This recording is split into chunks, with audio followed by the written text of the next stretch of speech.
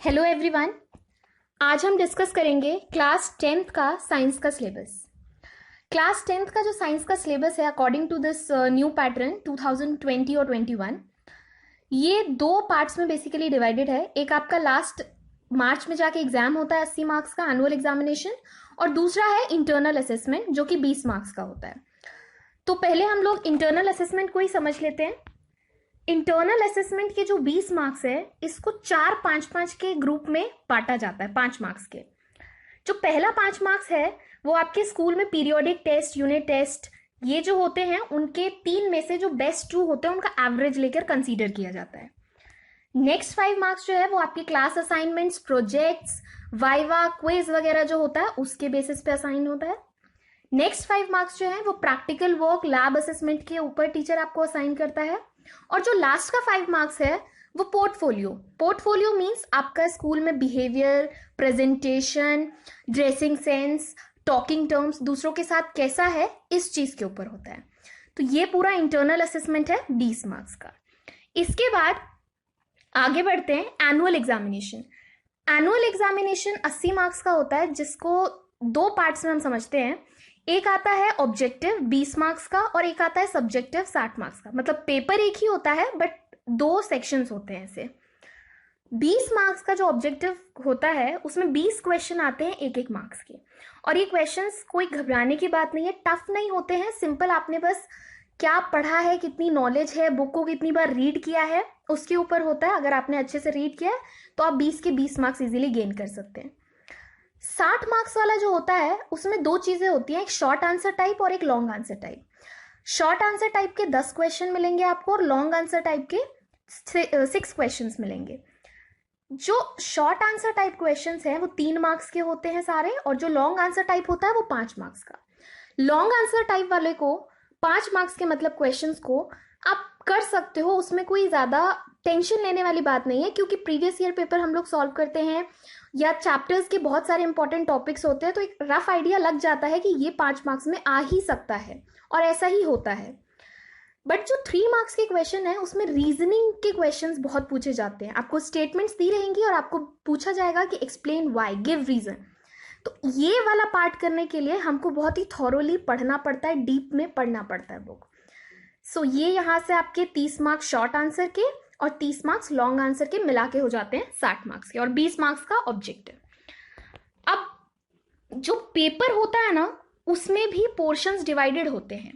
Like जो 46% आपका paper आता है वो सिर्फ इसके ऊपर होता है कि आपको जनरल नॉलेज और अंडरस्टैंडिंग चैप्टर्स की कितनी है। कोई डीप नॉलेज चेक नहीं होती है इसमें। 46% पेपर ऐसा है कि आपने बुक अगर एक बार रीड की है, एक बार कंसेप्ट को पढ़ा है, समझा है, तो आप इजीली कर सकते हो। जो 22% है ना वो होता है कि आपने जो कंसेप्ट पढ़े हैं उनकी जो एप्लीकेशंस यूज हो रही हैं उसको आप कितना एनालाइज करके समझ पा रहे हो। लाइक कोई क्वेश्चन आ गया तो उसका अगर एप्लीकेशन बेस्ड क्वेश्चन है तो आप उसको अटेम्प्ट कर पा रहे हो या नहीं कर पा रहे हो। नेक्स्ट इज 32% हमारा जो पेपर आता है वो ऐसा आता है जिसमें हल्का सा माइंड क्रिटिकल थिंकिंग की तरफ हमें लगाना पड़ता है। चीजें मिक्स होके हमें आंसर लिखनी पड़ती हैं। जैसे कि एक क्वेश्चन आएगा उसमें एक पार्ट कहीं का, एक पार्ट कहीं का, मतलब कंसेप्ट्स अलग अलग यूज हो रहे होते हैं, फिर मिला के हमको उनको आंसर्स बना के सोच के शीट के ऊपर प्रेजेंट करना होता है। सो ये था कि परसेंटेज रेशियो पेपर में किसका कितना आता है। नेक्स्ट ये है हमारा सबसे इंपॉर्टेंट। हमारा जो पूरा साइंस का सिलेबस है वो 5 यूनिट्स में डिवाइडेड है। पहला है chemical substances, nature and behaviour. ये है हमारा कंप्लीट केमिस्ट्री क्लास 10th का। इससे आपका आएगा पेपर में 25 मार्क्स का। नेक्स्ट है वर्ल्ड ऑफ लिविंग, ये है आपका कंप्लीट बायोलॉजी। इससे हमारे पेपर में आता है 23 मार्क्स का। अब जो आप यूनिट 3 और 4 देख रहे हैं, नेचुरल फिनोमेना और इफेक्ट्स ऑफ करंट, जिनके आगे लिखा हुआ है 12 और 13 मार्क्स, ये एक्चुअली दोनों मिला के कोर कंप्लीट फिजिक्स है क्लास 10th की।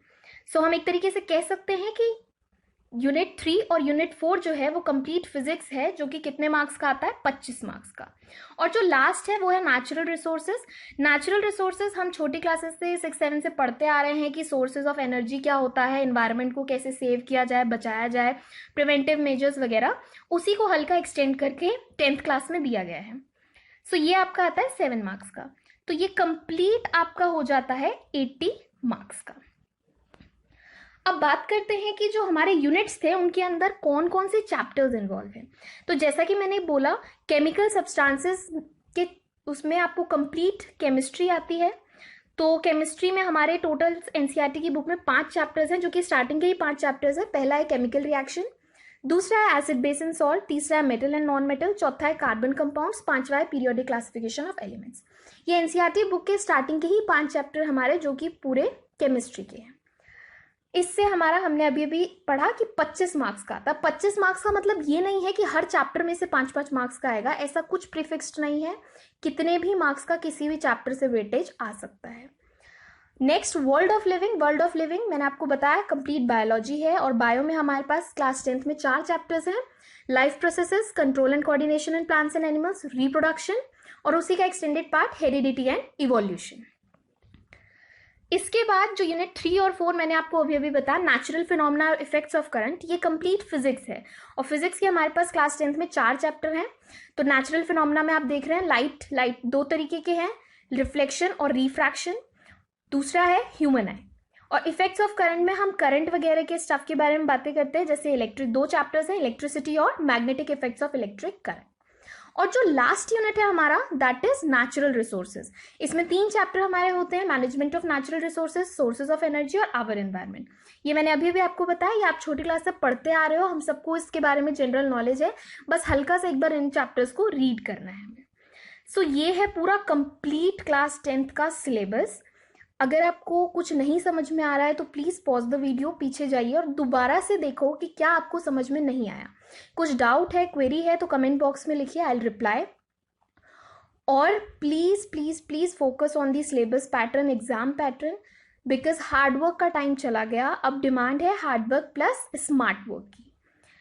So if you like the content, please love, like, share, comment and subscribe to our YouTube channel. Thank you.